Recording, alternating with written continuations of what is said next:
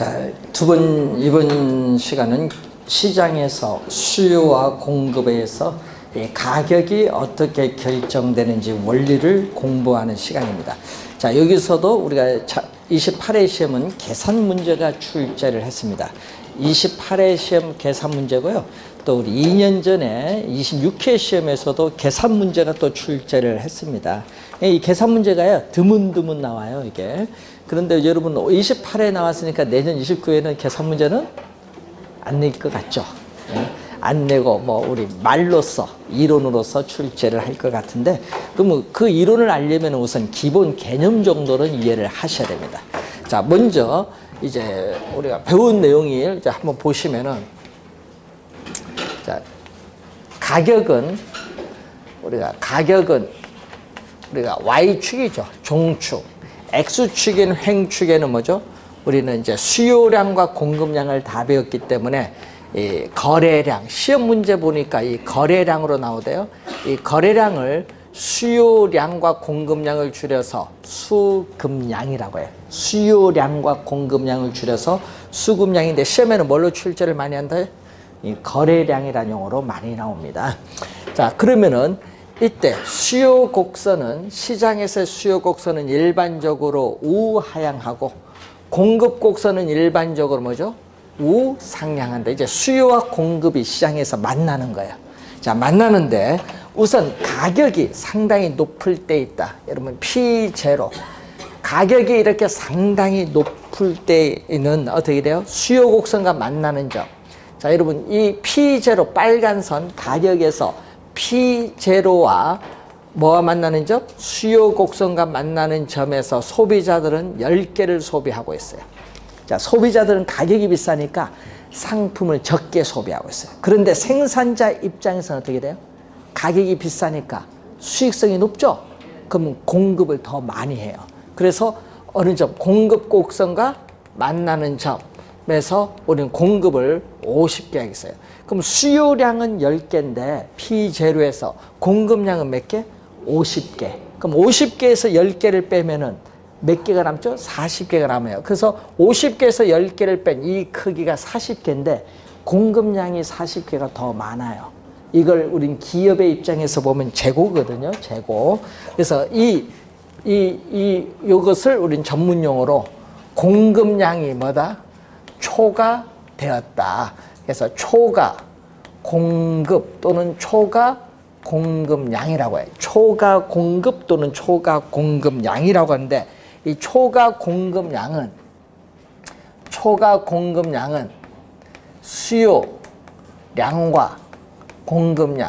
수요량과 공급량을 비교하면은 어떻게 돼요? 우리는 수요량은 몇 개죠?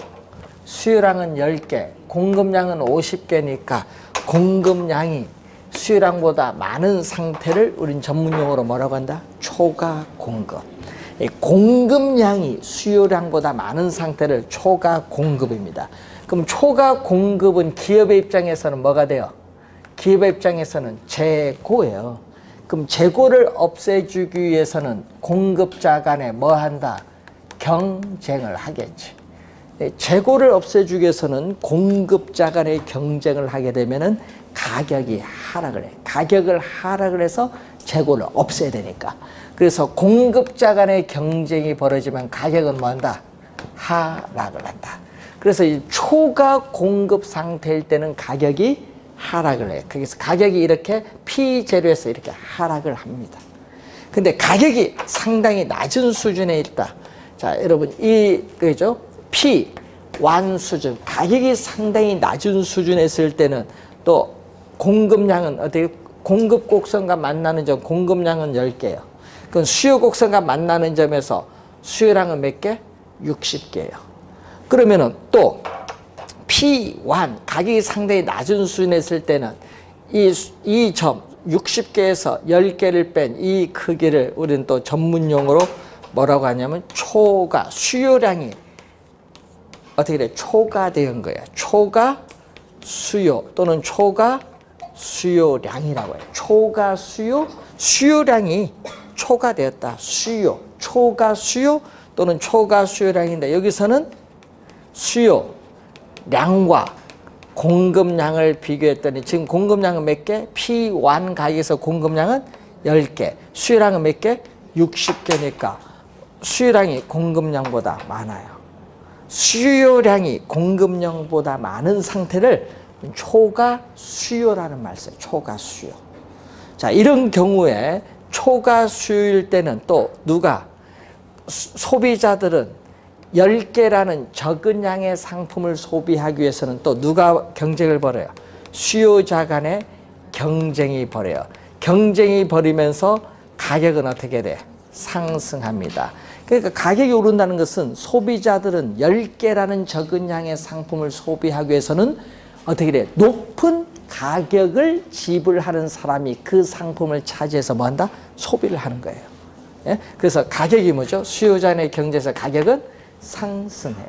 자, 그래서 그림에서 보듯이 초과 공급일 때는 가격이 뭐죠? 하락을 하고 초과 수요 상태가 있으면 가격은 상승을 하는데 이것은 우리가 여러분이 현재 시장에서 이거 어떻게 돼? 이론은 몰라도 현실적으로 여러분 많이 이해할 수 있는 부분이에요. 이거는. 예? 그래서 요즘 보세요. 아파트 공급은 어떻게 돼요? 별로 없는데 아파트를 사고자 하는 수요가 많으니까 아파트 가격이 뭐한다? 급등하잖아요. 당연하죠. 수요량이 공급량 많으면 가격이 올라요. 자, 이런 조정 과정을 거쳐요. 초과 공급일 때는 가격이 하락하고 초과 수요일 때는 가격이 오릅니다. 이런 조정 과정을 거치면서 수요 곡선과 공급 곡선이 교차하는 이 점을 우리 E라고 할까요? 균형, 이퀄리브리엄, 약어 E로 해서 이 점을 균형이라고 해요. 수요 곡선과 공급 곡선이 교차하는 점에서 우리는 균형이 달성되는 거예요. 균형. 자, 여러분 이런 게 있거든요. 자, 여기서 예? 여기서 어떻게 돼요? 공이 있어요. 이 공이 있는데 여러분 사람이 손으로 툭 한번 쳐볼까요? 여기에 탁 툭 치면은 공이 어떻게 돼요? 밑으로 떨어지죠. 떨어져서 어떻게 돼요? 이렇게 왔다 갔다 하죠. 왔다 갔다 하다가 일정한 시간이 지나면 어떻게 돼요? 공이 이렇게 멈춰 있어요. 멈춰 있는 이 상태가 균형이야. 왔다 갔다 이때는 뭐죠? 불균형. 그럼 이때 멈춰지는 상태가 균형. 그러면 균형이야, 이게. 그러면 균형 상태에 있는데 여기서 어떻게 돼요? 외부에서 충격을 주지 않는 한 이 점에 이 공이 움직일 수 있다 없다? 없죠. 이 상태, 움직일 수 없는 이 상태가 바로 균형이야. 그럼 균형인데 만약에 움직이면 어떻게 돼? 이 공이 외부 충격을 또 주면 왔다 갔다 또 하죠? 그럼 불균형이 되는 거예요. 그러면 이 균형 상태에서 충격을 줄 수 있어. 그럼 충격을 어디에 주는 거야? 뭐 수요에 줄 수도 있고 공급에 충격을 주면은 균형에서 벗어나죠. 벗어나서 다시 균형으로 가느냐 안 가느냐 이런 걸 연구하는 거예요. 저희들은. 그럼 우선은 수요 공급이 교차하는 점이 균형이다. 그래서 외부에서 충격, 수요 공급에 충격을 주지 않는 한 이 균형 상태에서 벗어날 유인이 없는 이러한 상태를 뭐라고 해요? 균형이에요. 균형. 자, 그러면 균형일 때 형성되는 이 가격을 뭐라고 하느냐? 자, 균형일 때 형성되는 이 가격, PE, 이 가격, 균형일 때의 가격을 우리는 전문용어로 균형 가격이라고 해요. 근데 균형 가격만 나오면 좋은데 정책 이론에서 가끔 또 다른 용어로 또 출제를 해버려요. 균형 가격인데 시장이죠, 지금. 시장에서 초과 공급도 없애주고 초과 수요도 없애주는 가격이라는 의미야. 그래서 시장의 초과 수요와 초과 공급을 없애는 걸 클리어, 청산이라고 해. 청산시켜주는 가격이라는 의미에서 우리는 시장 청산 가격 또는 줄여서 시장 가격이라고 해요. 시험 문제 가끔 시장 가격이 나오면 아, 균형 가격이다 이렇게 보시면 돼요. 예? 자, 그럼 시장 가격, 균형 가격 같은 용어인데, 그럼 이 균형 가격에서 형성되는 이 수요량과 공급량, 이게 몇 개냐 하면요. 예를 들어서 25개다. 그럼 수요량도 25개, 공급량도 25개입니다. 이때 이 Q2를 뭐라고 하냐면 균형 거래량이라고 해요.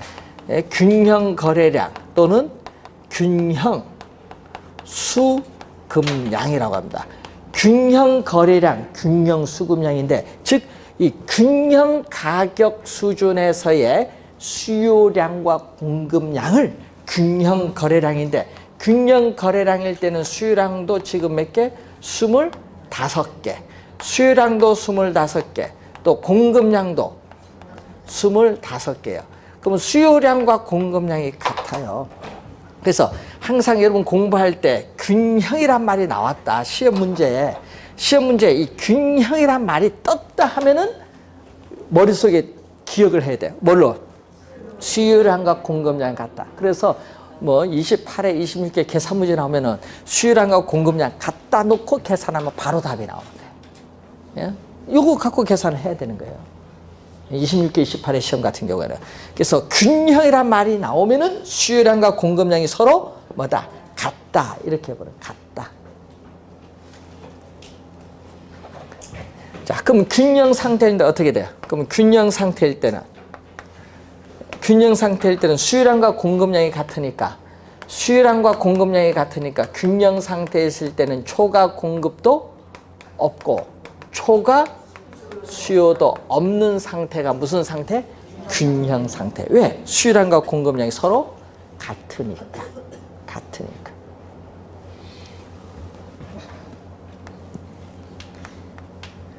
QD는 뭐라고 했다? QD는 수요량 마이너스 EP 플러스 4다. 수요량. 자, 공급량 QS EP 마이너스 4다. 자, 수요량은 이렇게 주어지고 공급량은 이렇게 주어졌어요. 자, 이렇게 주어졌을 때 그러면 균형 가격 거래량은 어떻게 돼요? 여러분 균형 가격 거래량 구할 때는 항상 어떻게 구한다? 수요량과 공급량이 뭐에다? 같다. 여러분 균형을 구할 때는 수요량과 공급량이 서로 뭐다? 같다. 그래서 항상 여기 중요한 거죠. 수요량과 공급량이 서로 같다. 이렇게 놓고 계산을 하면 돼요. 그럼 수요량은 얼마죠?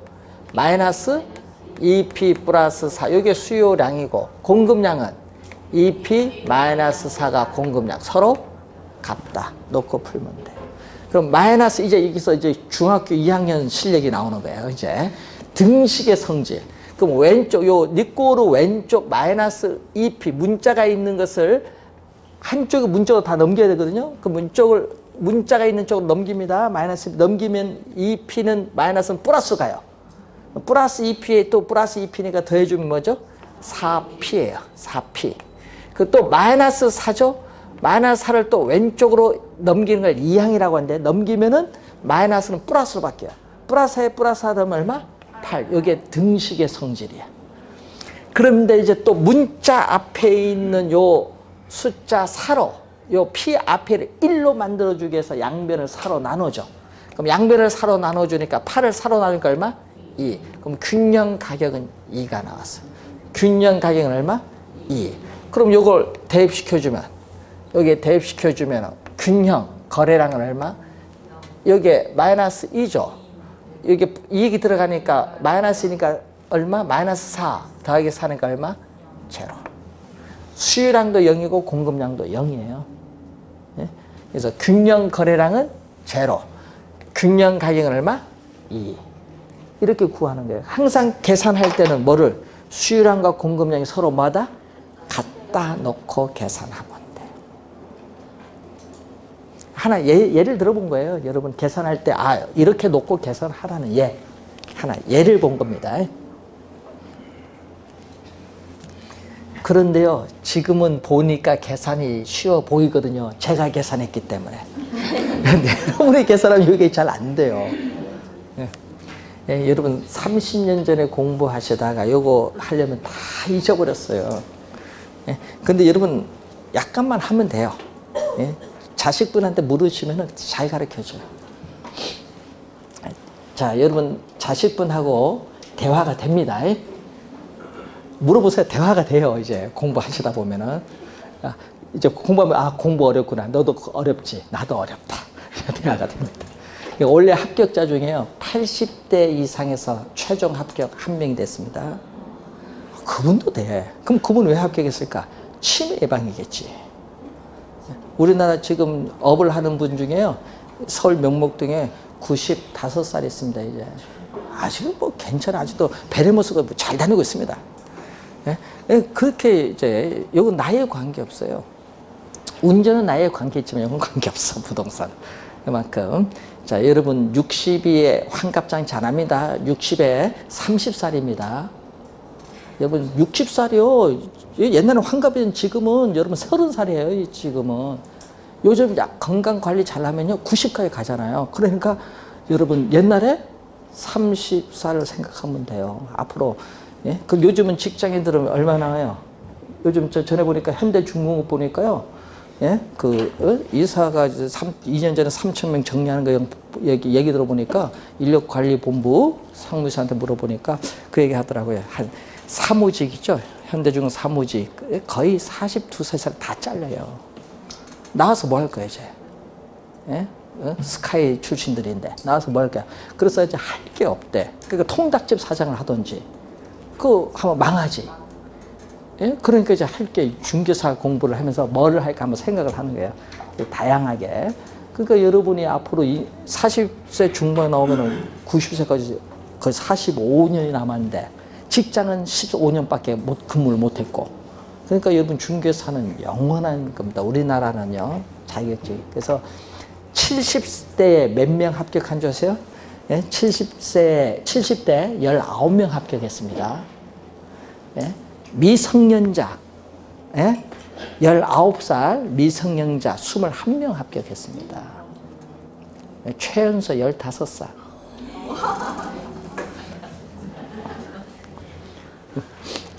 그래서 여러분이 합격하신 분들 보면은 다양하거든요, 연령층이. 그러니까 80, 70, 20명이잖아요. 그러니까 합격합니다. 그러니까 이제 약간만 60점만 넘으면 되니까 이제 공부하다가 기본적인 개념만 잘 이해하시면 돼요. 모든 과목에도. 자, 우선 균형 가격 결정을 받는데 문제는 여기서 시험 문제를 내면 좋겠는데 여러분 원래는 이 균형점 이동을 잘 공부해 두셔야 돼. 그래서 81페이지 보시면은 균형점 이동에 관련된 내용이 나오는데 자, 예를 들어서 지금 여러분 항상 그래프는 여러분 손으로 그려봅니다. 제가 그리면요 여러분 제 실력이 여러분 실력이 아니잖아요. 여러분 그래프 그려보셔야 돼. 자, 이 점이 이렇게 주어지면 이 점이 뭐죠? 우리는 수요 공급 곡선이 교차하는 점. 이 점이 우리는 최초 수요 곡선과 공급 곡선이 이동하기 전에 최초의 균형 상태가 바로 이 점. 자, 이 점이 이동을 하는데, 자, 그럼 균형점이 이동하거든요. 근데 공급 곡선은 변화가 없어. 공급은 변하지 않았는데, 뭐만? 수요만 변하죠. 그럼 시험 지문에 제일 많이 나오는 게 뭔지 아세요? 소득. 소득의 증가로 인해서 수요 곡선이 뭘로? 우리는 우측으로 이동했다. 자, 소득의 증가로 인해서 수요가 증가했다 하면은 수요 곡선이 뭐죠? 우측으로 이렇게 이동을 했어요. 그럼 이동하면은 이 빨간 선과 공급 곡선이 만나는 이 점이 바로 뭐가 돼? 이 점이 수요 곡선이 이동한 이유, 수요 곡선이 이동한 이유에 뭐죠? 새로운 균형이야.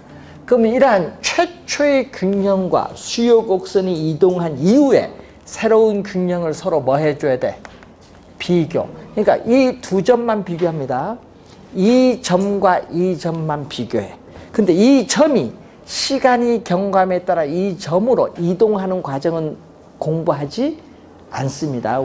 여러분은 단지 이동하는 과정은 몰라도 두 점만 비교해요. 이 두 점만 비교하는 것을 우리 뭐라고 하냐면 전문용어로 두 점을만 비교하는 것을 우리는 비교 정학, 이것을 정태 분석이라고 해요. 정태 분석.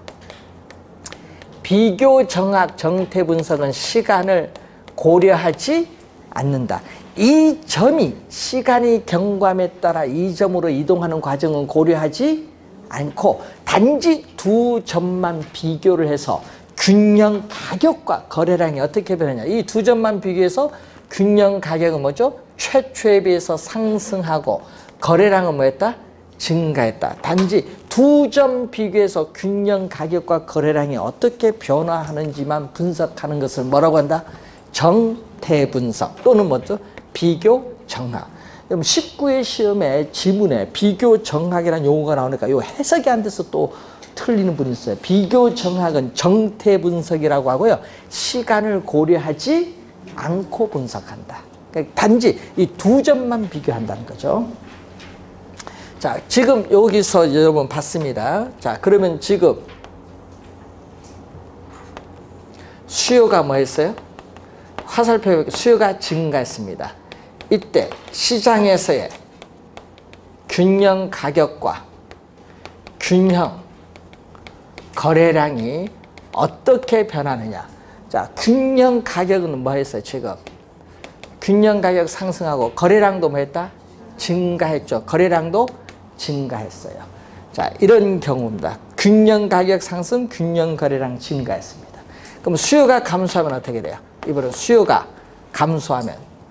감소하면 그림을 한번 그려드릴게요. 또, 자, 수요 곡선, 공급 곡선이 주어졌을 때 또 이 점이 뭐죠? 최초의 균형.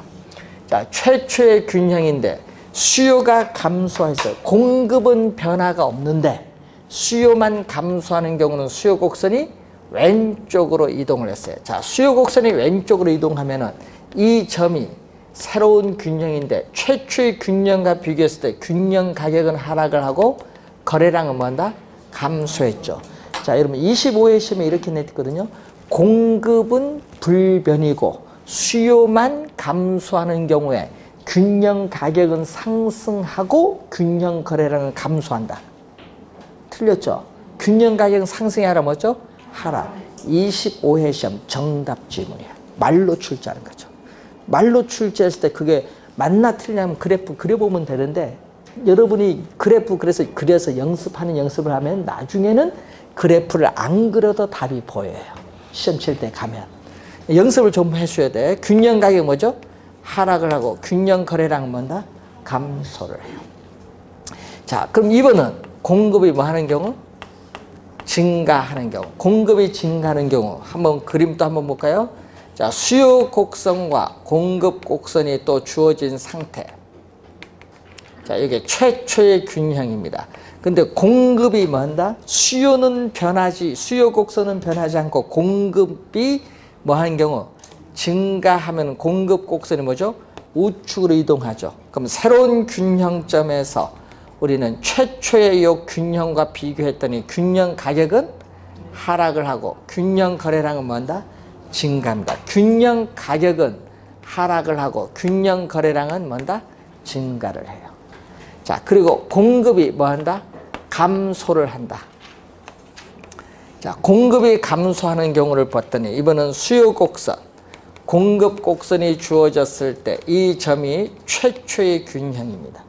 근데 공급이 감소하면 공급 곡선이 왼쪽으로 이동을 하는데 또 새로운 균형점에서 최초의 균형과 비교했을 때 균형 가격은 상승하고 거래량은 감소하죠.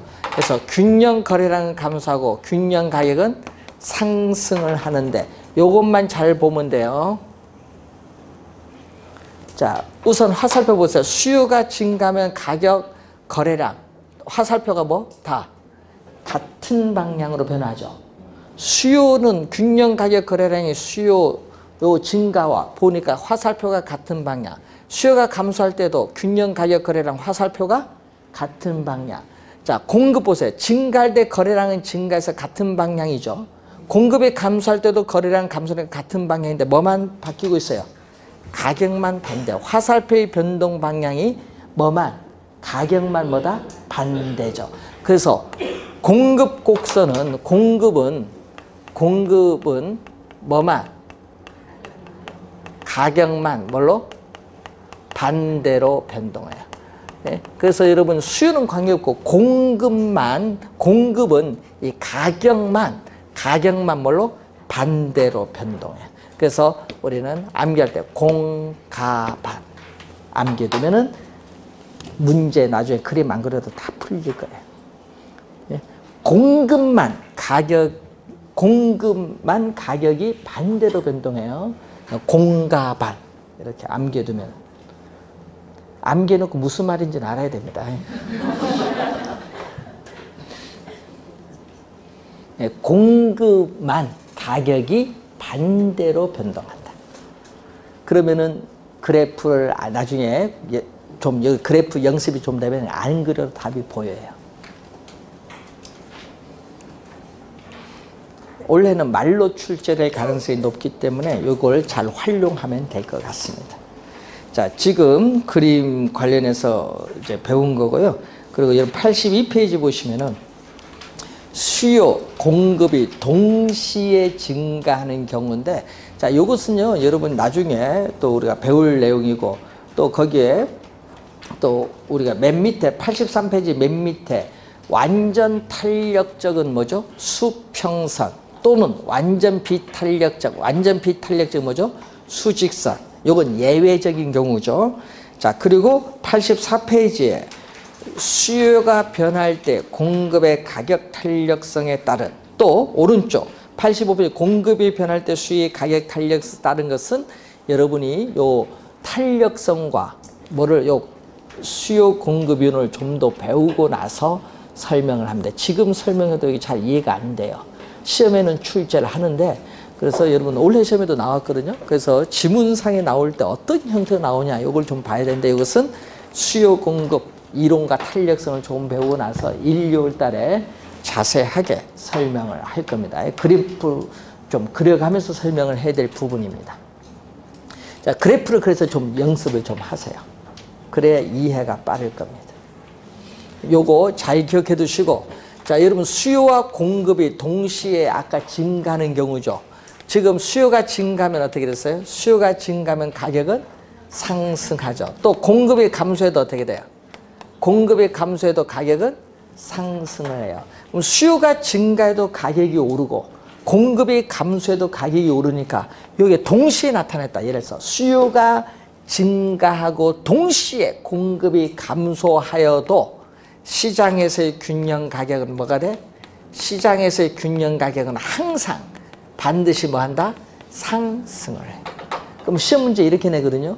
시장에서의 균형, 시장에서의 아파트 균형 가격이 상승하는 경우를 바르게 찾은 것. 그럼 보기가 나올 거 아니에요. 그럼 보기에서 뭐를 찾으면 돼? 수요가 증가하든지 공급이 감소하는 걸 찾으면 돼. 보기에서. 예?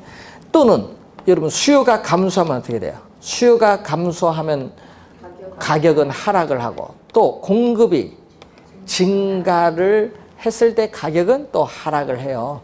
그때 수요가 감소하고 공급이 동시에 증가하는 경우에도 우리 균형 가격은 반드시 하락을 해. 균형 가격은 반드시 하락. 이런 경우에는 균형 가격이 반드시 상승하는 경우, 이 경우에는 균형 가격이 반드시 하락하는 경우. 그래서 여러분 앞으로 모의고사 보면요, 시장에서의 아파트의 시장 균형 가격이 상승하는 경우, 하락하는 경우를 시험 지문에 자주 나와요. 그때 요걸 잘 염두에 두시면 돼요. 그러니까 여러분 기본은 요거죠. 요것만 잘 이해를 해두면은 우리가 어떤 유형의 문제 나와도 잘 풀려요. 그래서 나중에 그래프 그리는 연습을 실제 해보세요. 그러면은 이제 좀 쉽게 풀립니다. 자, 86페이지로 넘어와서 경기 변동으로 갑니다. 경기라는 말을 많이 사용하죠. 경기라는 것은 경제의 활동 상태를 경기라고 해요. 그럼 여러분 우리 뉴스 신문에 보시면은 경기가 좋다 나쁘다는 얘기를 많이 해요. 경기가 좋다 나쁘다는 것은 경제 활동의 상태가 좋다 나쁘다와 같아요. 그래서 이 경기가 좋고 나쁨이 시간이 경과함에 따라 되풀이돼서 반복이 되죠. 그래서 우리는 경기 변동을 경기 순환이라고도 얘기를 합니다. 자, 그때 이러한 경기 변동에 있어서 우리가 한번 보시면 그림이 하나 87페이지 나오는데 여기에 추세선이 나오죠. 자, 이렇게 계속 이런 게 경기가 이렇게 순환적으로 이렇게 반복이 돼. 이게 추세선이에요. 그럼 이 점이 뭔지 아세요? 이 점이 경제의 산 올라가잖아요. 산 올라가면 여기 정상이라고 해요.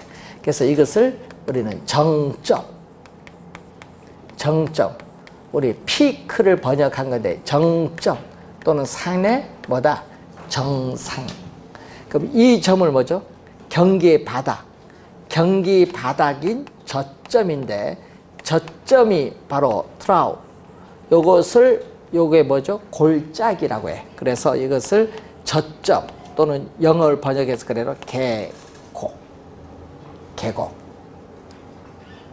계곡이라고 해. 자, 그래서 정점, 계곡, 저점.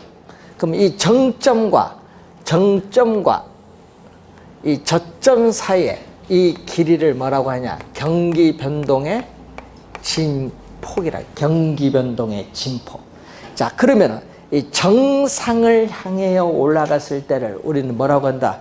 정상을 향해 올라갔을 때는 호경기야. 자, 여러분 일반 경기에서의 호경기를 부동산에서는 뭘로 부른다? 이것을 부동산에서는 상향 시장. 자, 일반 경기의 호경기, 호황의 국면을 부동산에서는 뭐죠? 상향 시장. 그리고 정상을 통해서 내려오는 요거 뭐죠? 후퇴 시장의 국면. 그리고 바닥을 통해서 내려가는 이 국면을 뭐라고 한다? 일반 경기에서는 불경기 또는 불황인데 이것을 부동산에서는 뭐죠? 하향 시장의 국면. 그리고 바닥을 통해서 올라가는 요거 뭐죠? 회복이죠.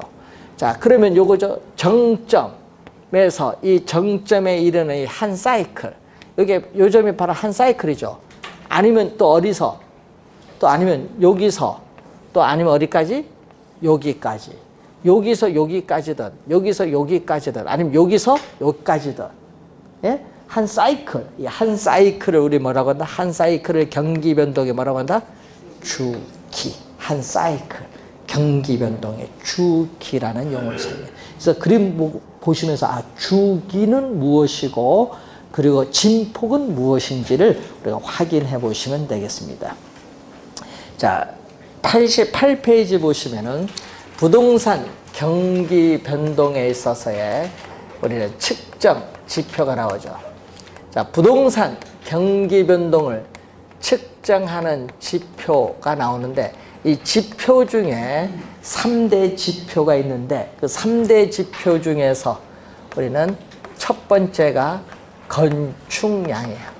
부동산 경기는 건축 경기라고 불릴 만큼 건축량에 많은 영향을 받아요.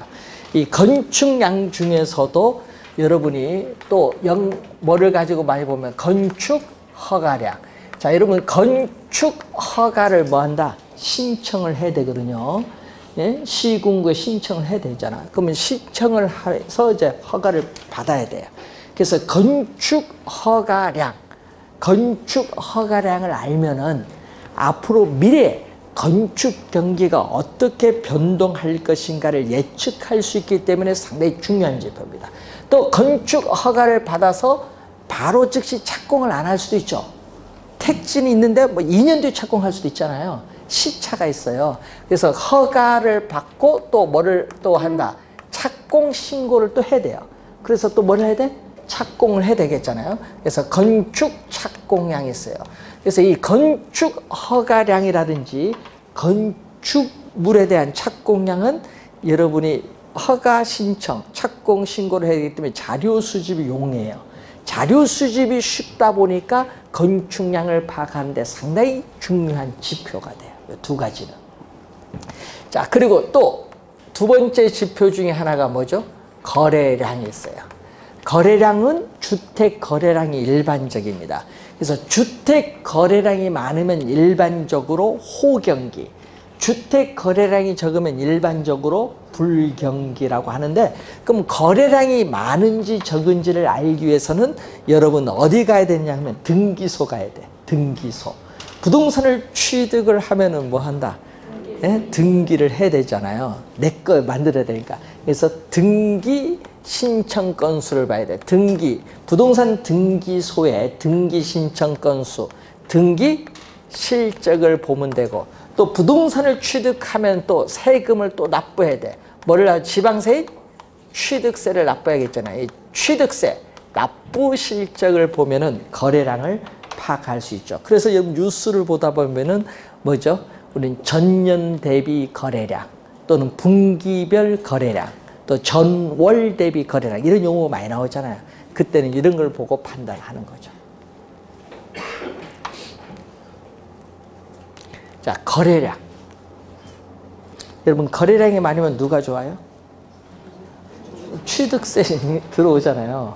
거래량이 많으면 취득세가 들어오잖아요. 또 양도소득세는 국세입니다. 취득세는 지방세. 거래가 많으면요, 지방자치단체 세수 수입이 증가해요. 예?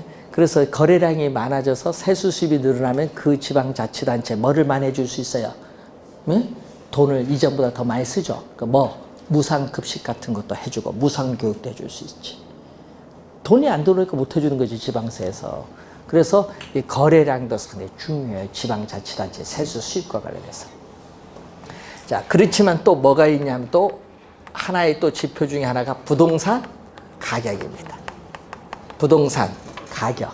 자, 여러분 실제 건축량의 생산, 건축물의 생산과 무관하다. 실제 건축물의 생산량과 무관하게 단지 부동산 가격만 오른다고 해서 부동산 경기가 좋다 말하는 것은 틀린 개념이다. 왜냐하면요, 건축 비용이 상승함으로써 건축물 가격이 오를 수도 있고, 또 부동산 투기에서 일시적으로 부동산 가격이 오를 수도 있기 때문에 건축량의 생산과 무관하게 단지 가격만 오른다고 그 하나만 보고 경기 좋다고 말하는 것은 틀렸다, 이 말입니다. 그러니까 그래서 뭐 한다? 우리는 부동산 경기를 판단할 때는 이 하나하나의 단순 지표만 가지고 판단해서는 안 된다. 이런 여러 지표를 측정을 해서 종합적으로 고려하여 판단하는 것이 좋다, 이 말입니다. 하나만 갖고 판단하지 말라는 얘기예요. 오류가 생길 수 있다는 거죠. 하나만 보고 전체를 잘못 보는 오류가 생길 수 있어요. 자, 측정 지표가 있어요. 그럼 시험 지문에는 이렇게 나오죠. 부동산 경기를 측정하는 지표에는 건축량, 거래량 등이 있다. 이런 식으로 나와요. 맞는 지문이죠. 3대 지표를 잘 봐두시면 되겠고, 자, 그리고 89페이지 보시면은 부동산 경기 변동의 특징이 나오는데, 자, 여기 보면 주기가 있죠. 아까 여기서 한 사이클을 뭐라고 했어요? 주기라고 봤어요. 그런데 일반 경기 변동의 주기, 일반 경기 변동의 주기는 약 8년에서 10년입니다. 일반 경기 변동은요, 기업의 설비 투자의 변동이 오야 돼요. 그럼 설비 투자에 쉽게 변동할 수 없거든요. 예? 변동하는데 시간 오래 걸려요. 그래서 설비 투자의 변동이 원인이 돼서 나타나는 게 일반 경기 변동의 주기이고, 부동산 경기 변동은 다르죠. 자, 부동산 경기 변동의 주기는 약 17년에서 18년. 그래서 영국에 우리 학자가 한센이라는 학자 있어요. 영국에 한센의 건축 우리가 순환 주기를 약 17년 8년으로 봐서 부동산 경기 변동의 주기는 일반 경기 변동의 주기에 비해서 약 몇 배? 2배. 약 2배 정도 길게 나타난다는 얘기예요. 그래서 부동산 경기 변동의 주기는 일반 경기 변동 주기에 비해서 약 2배 정도 길다. 변동의 주기 봤어요? 자, 변동의 진폭 26회 정답 지문이었습니다. 한번 볼까요? 자, 이런 형태가 나오거든요. 요 점이 뭐죠? 정점과 저점 사이 길이를 우리는 경기 변동에 뭐라고 한다?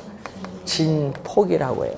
진폭인데, 자, 여기서 부동산 경기는 호경기가 될 때는 어떻게 돼요?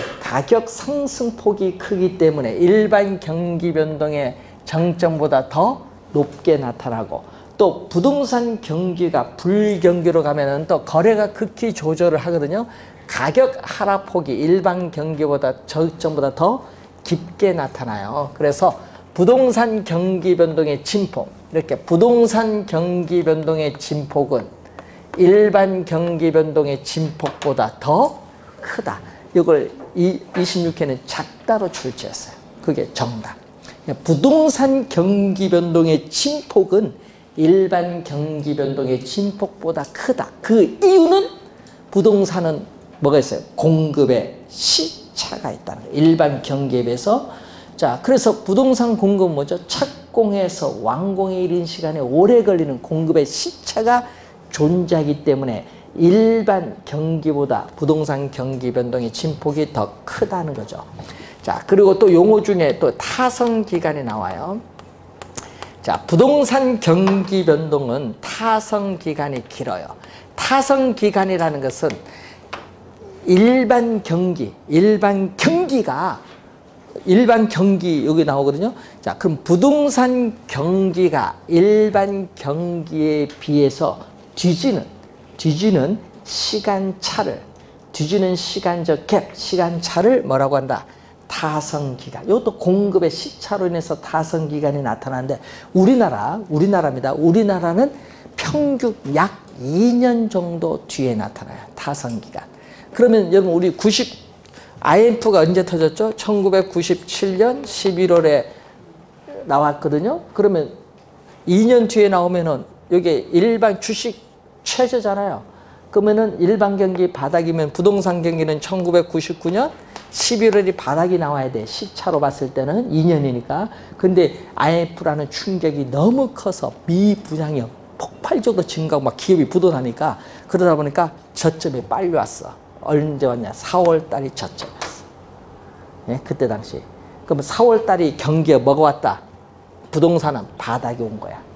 예? 바닥이 너무 빨리 온 거야. 그때 바닥에서 샀던 사람은 대박이 난 거지. 왜? 그때 서울특별시 평당 가격이 얼마냐? 550만 원이야. 99년 4월 평당 550이야. 예? 싸죠? 야, 여기가 몇 년이에요? 거의 한 18년만 사이에 엄청나게 왔습니다. 지금 평당 서울특별시 전체 1,500 정도 왔으니까 많이 왔어요. 상승폭이 상당히 컸죠. 그러니까 이 바닥의 흐름을 알면은 타임을 잘 잡아내는 거예요. 2년. 우리나라는 평균 몇 년? 2년. 이때는 IMF에서 빠르고요. 이런 걸 잘 잡아야 돼. 일반 경기 바닥일 때, 부동산 경기는 시차가 있기 때문에 약간 타임이 좀 있다 생각을 해서 보시면 돼요. 그래서 여러분이 이제 전문가가 되려면 그런 걸 잘 잡아야 됩니다. 자, 우선은 타성기간이라는 용어 하나 배우셨어요. 타성기간. 자, 그리고 주기의 이 순환 국면. 여러분, 일반 경기가 좀 달라요. 이 주기의 순환 국면이 부동산 경기 변동은요, 명확하지가 않아요. 불분명해. 그리고 일정하지가 않아요. 왜냐? 부동산 경기는 이 이런 순환적인 경기 변동뿐만 아니라 다른 형태의 경기 변동이 혼합되어 나타내는 경우가 많기 때문에 일정하지가 않다. 그 질문도 한 3번 출제했어요. 주기순환 국면이 불분명하고 일정하지가 않습니다. 자, 부동산 경기는 일반 경기에 어떻게 돼? 전체적으로 볼 때 일반 경기에 시간적으로 뒤지는 경향, 시간적으로 늦게 나타나는 경향인데, 이것을 시간적으로 뒤에 나타나는 것을 후행이라고 해요. 후행 또는 후순환적, 후행하는 경향이 있다, 또는 후순환적인 경향이 있다, 이렇게 봅니다. 일반 경기에 시간적으로 뒤지는 경향이 나타난다는 거죠. 전체적으로 볼 때. 뭐 그런 여러 가지 형상인데, 뭐 그런 특징 몇 가지 한번 확인했습니다. 더 자세한 몇 가지 더 첨가한 것은 나중에 배우도록 하고, 이제 여러분 부동산 경기에 무슨 걸 배워야 되면은 순환적 국면을 배워야 되는데, 그 순환적 국면은 잠시 쉬고 시작을 하도록 하겠습니다.